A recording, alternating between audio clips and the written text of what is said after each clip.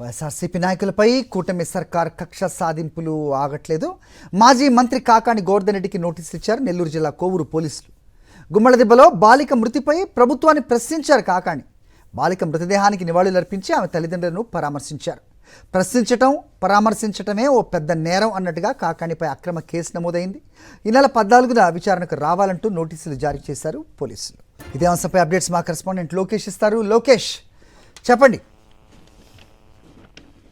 హరి, మాజీ మంత్రి నెల్లూరు జిల్లా పార్టీ అధ్యక్షుడైనటువంటి కాకాని గోవర్ధన్ రెడ్డికి కొద్దిసేపటి క్రితమే నెల్లూరు జిల్లా కోవూరు పోలీసులు నోటీసులు సర్వ్ చేయడం జరిగింది. 14వ తేదీన విచారణకు రావాలని చెప్పి కూడా నోటీసులో పేర్కొనడం జరిగింది. అయితే గత 4 రోజుల క్రితం ఏదైతే కోవూరు గుమ్మల దెబ్బకు సంబంధించి మైనర్ బాలిక మృతి పైన పోక్సో కేసు కింద నమోదు చేసినటువంటి పరిస్థితి ఉంది. ఆ మైనర్ బాలిక మృతదేహాన్ని కాకాని సందర్శించడం జరిగింది. తల్లిదండ్రులని పరామర్శించడం కూడా జరిగింది. ప్రభుత్వ వైఫల్యం కారణంగానే కూడా మైనర్ బాలిక మృతివాత పడ్డపైన ప్రభుత్వం పైన తీవ్ర స్థాయిలో ఆగ్రహం వ్యక్తం చేస్తూ ప్రశ్నలు వస్తున్నారు మాజీ మంత్రి కాకాని.